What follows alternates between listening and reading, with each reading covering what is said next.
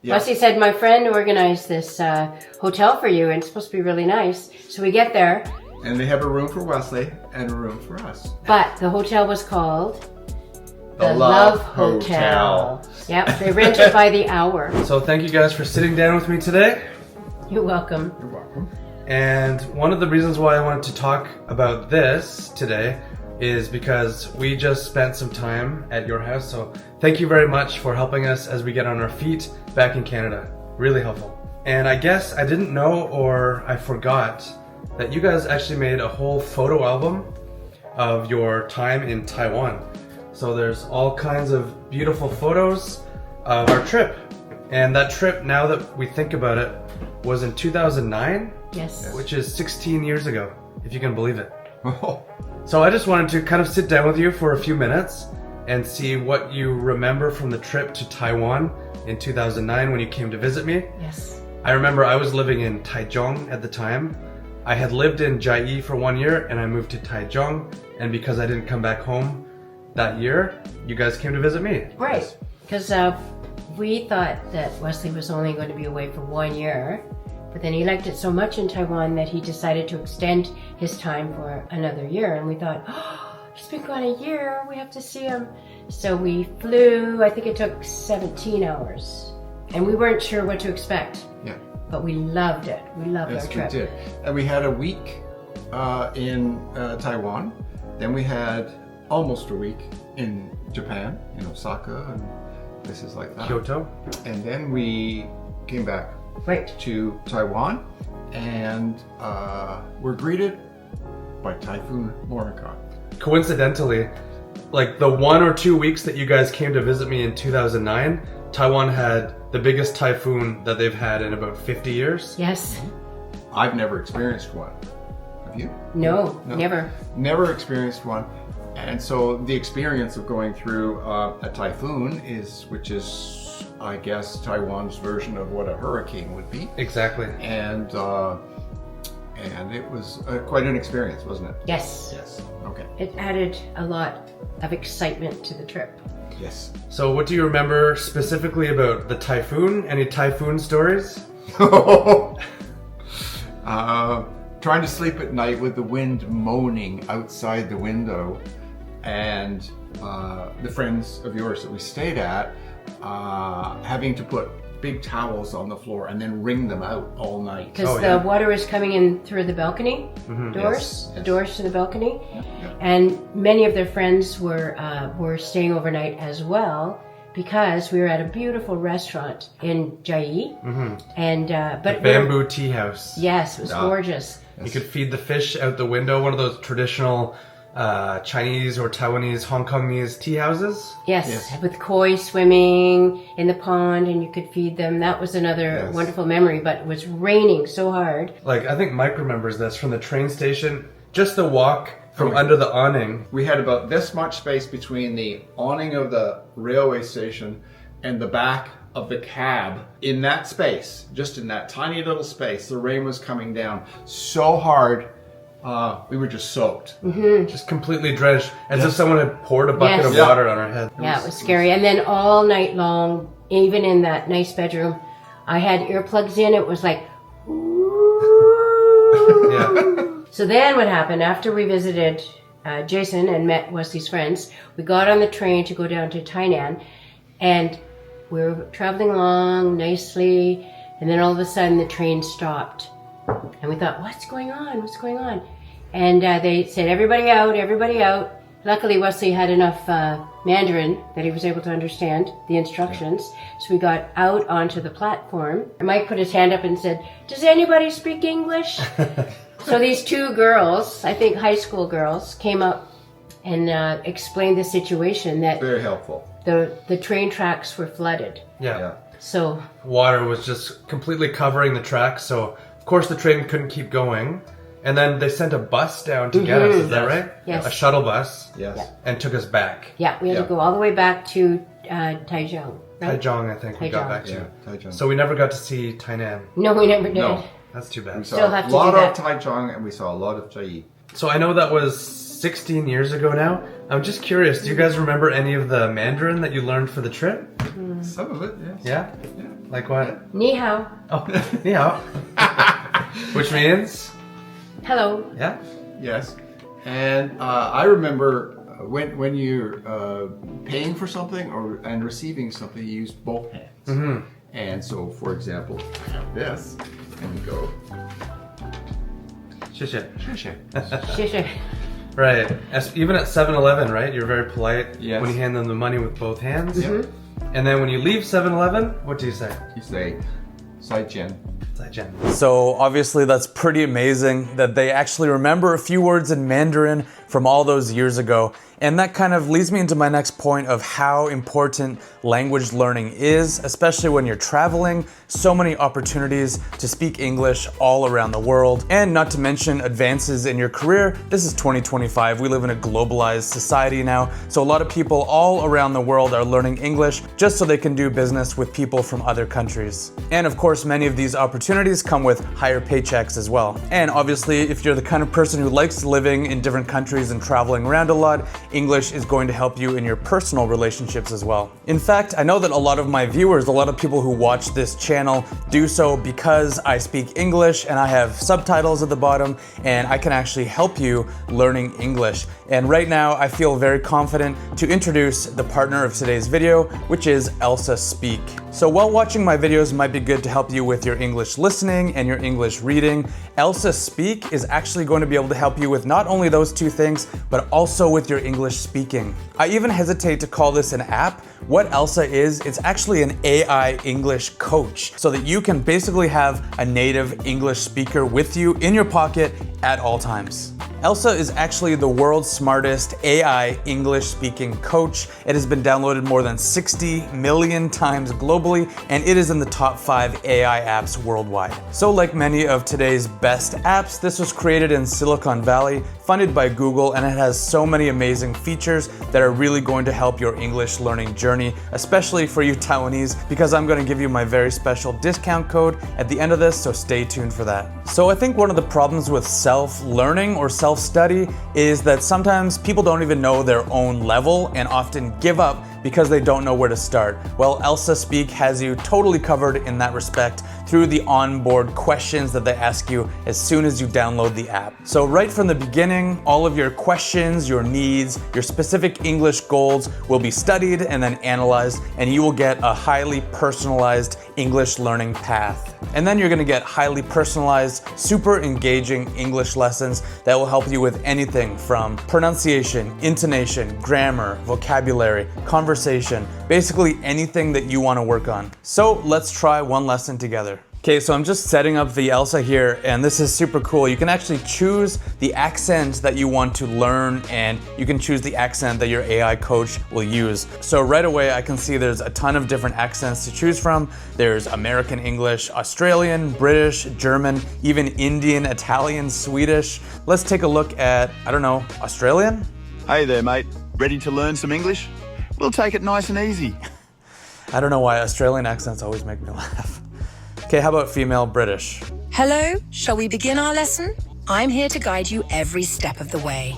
Okay, that sounds nice. Let's do that. So obviously I'm an English teacher. I taught English in Taiwan for many years, and this is technically my competition because instead of paying tons of money to go to an English class or even more money for a one-on-one tutor, you could literally just download this app and have an English teacher in your pocket. Okay, let's just try a practice lesson. Hello, Wes. How are you today? I'm fine, thanks. How are you? I'm doing well, thank you. What would you like to do next for your English learning? I want to learn some business English. Can you help me out with that? That's a great choice, Wes. Would you like to continue with the next lesson in your learning path, or do a role-play activity to practice business English? Let's do a role play activity. You have been tasked with giving a presentation on a project you're working on. You are expected to present your findings, answer any questions, and discuss the next steps. And I should mention that I did tell the AI that I'm a native English speaker, so this kind of business conversation is a little bit complex. So if you had chosen beginner or intermediate, for example, your conversations are going to be well suited to your level. Another thing that I really like is that if I hesitate for a second, it actually does pop up with a suggestion for what I might say next in this conversation. Investing in marketing and sales training is a good strategy to increase sales. And it doesn't just stop at that. After each conversation, you'll be given a detailed analysis on pronunciation, vocabulary, and grammar, so you'll know exactly what you need to work on next. So apart from all the wonderful learning that you can do on the app itself, you can also go and check out Elsa's speech analyzer, which will help you with your verbal presentation skills, and it will even give you a projected score for tests like the IELTS, the TOEIC, and the TOEFL, which I think is really fantastic. You can almost get an idea of what your test grade will be before you've even taken the test. So again, the speech analyzer will actually give you a very detailed breakdown of everything that you're doing right and everything that needs improvement with regards to your pronunciation, intonation, grammar, vocabulary, everything. So after all the time that I've spent exploring this app, I can absolutely confidently say that this will help you learn English and speak English and become a better English learner, and this will definitely help your English language journey. It is such a good app, so many great features, and I highly recommend the premium version because there's nothing worse than getting halfway through an app and then suddenly you realize that you don't have access to all of the features that you would need to help you out. So just get the premium and this will give you access to 100% of all of Elsa's great features. And so if you're watching this video, you are in luck because I've secured a special discount code for the Elsa Premium package, making it even more affordable, especially the lifetime package that will only be sold on March 20th. That's today, folks. So simply go to the link in the description box and enter the code WES during the payment process, and you will be able to get it at a much better price. But hurry, this offer is limited, first come, first serve. So I will put all of that information in the description box right down below the video. Make sure you click that link, follow the instructions, and I look forward to hearing all about your success as you continue your English learning language adventures. And thank you so much, Elsa, for sponsoring this video. Everybody, all the information is right down below, and let's get back to the interview. Let's not dwell on the typhoon. Let's talk about how, you know, you took us immediately to Taipei, and we saw Taipei 101, right? Yeah, we went up to the top of Taipei 101. Yes, and we went out to wonderful restaurants and Night market.